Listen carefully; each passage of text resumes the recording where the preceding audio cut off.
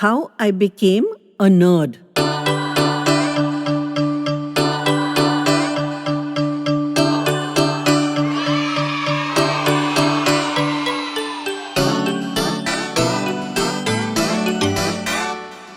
My twin sister and I had just started school and thought it was fantastic. Our teacher, Pamela ma'am, was pretty, pink and young. We sang songs, clapped hands, jumped up and down, ran around the schoolyard and did reading and writing, at which both of us were proficient since Mama had taught us at home. But still, Sundays were even more fun. There was a smell of deliciousness in the air, and Mama made special treats for us to eat, like cakes and ice creams and all the sugary things she wouldn't give us through the week. Papa was home and played with us. Sometimes we went out, but even if we were home, we played hide and seek and football and picked up fallen leaves in the garden. And best of all, Papa sat us in his lap and told us stories. I always wanted one more. Papa, one more, please. While Sis would squirm and be ready to break out of confinement and run free. After our dinner and baths, we snuggled with Papa and watched TV. And soon we'd be yawning, but desperately resisting sleep, wanting Sunday to go on forever. So one Monday morning, I decided I'd just extend Sunday. I loitered in bed, even though Mama had woken me up multiple times. Sis was zooming around like a buzzfly, getting her uniform properly buttoned and her hair perfectly plaited. Mama asked me if I wasn't feeling well and checked my brow for a fever. I said I was fine, but I wanted to stay home. Just one day, Mama, please. I just wanted a pretend Sunday at home, please. Of course, she said, nothing doing, young man. Get ready at once. But I carried on wheedling and whining until, unexpectedly turning tack, she said, okay, have your way, and walked out. I ran after her. Really, Mama? Can I stay home? Can I really, Mama? And she smiled indulgently down at me and said, I could. I knew Papa was displeased with me because at breakfast, me still in my Superman pajamas, while Sis was tidy in her school uniform, Papa pulled a coin from behind her ear and gave it to her to spend in school. And when I chimed up asking for my coin, he reminded me I wasn't going to school, so I didn't need one, did I? And I had to accept the logic of that and know that I was in disfavor. But a pretend Sunday at home, what could match up to that? So I held my peace, ate my breakfast and waved Papa and Sis off at the door. Mama told me to run along and enjoy my day off.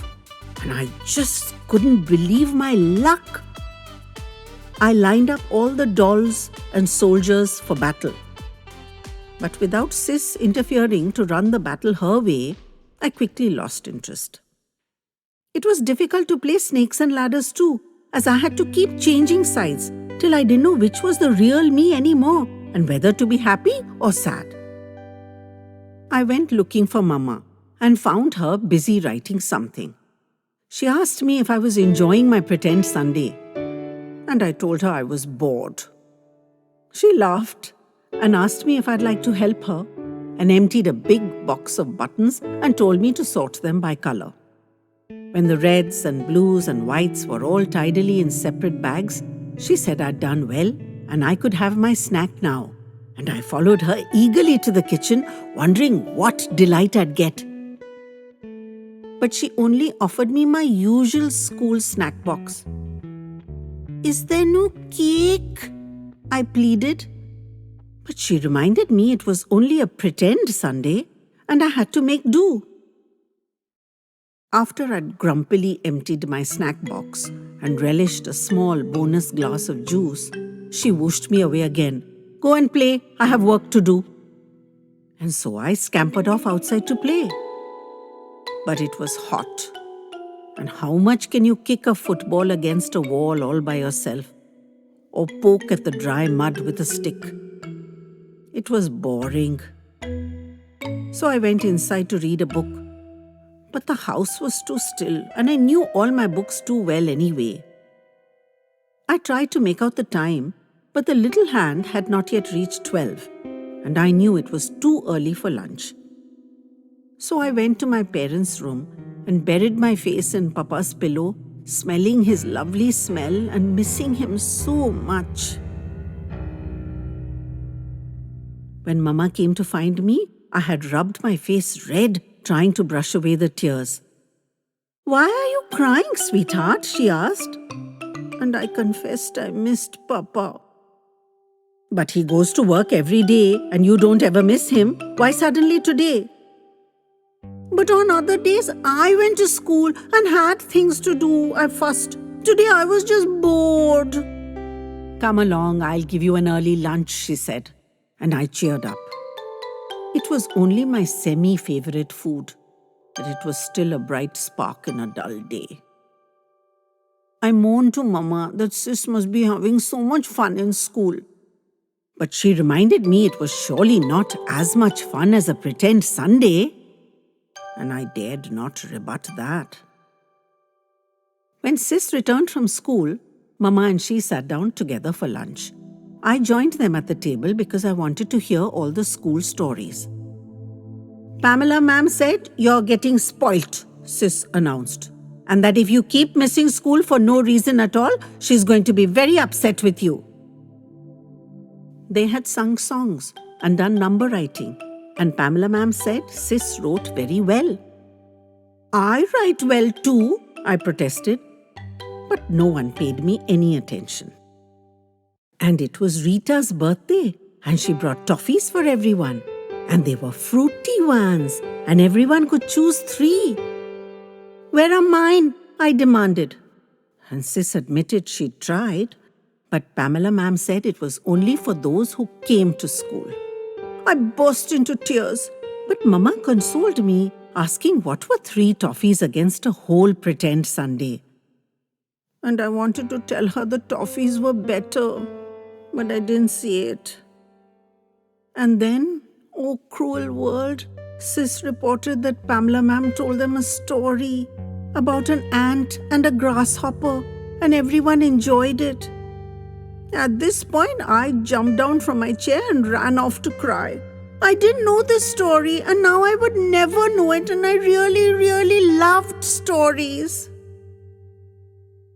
Some time later, Sis came and told me Pamela ma'am had given special homework for me since I'd missed school, and I was so delighted to have something to do that I brought out my school books and eagerly did the page of writing and page of numbers as directed, making sure it was in my best writing, better than anything Sis could produce. For the rest of the evening, Sis and I played and squabbled together as usual. She's very bossy, even to this day. We had our dinner and our baths, and when Papa came to kiss us goodnight, I pleaded with him to tell me the story of the ant and the grasshopper. Papa always knew all the stories. And though I knew he was upset with me, he told me the story. And I figured out for myself who the grasshopper was. Sis was asleep by then. So when he finished the story and kissed me goodnight, I requested him as humbly as I could to please tell Mama to wake me up early tomorrow, Papa, because I really want to go to school. He assured me he would and gave me another kiss and called me a good boy. And that was the happiest I'd been that whole pretend Sunday.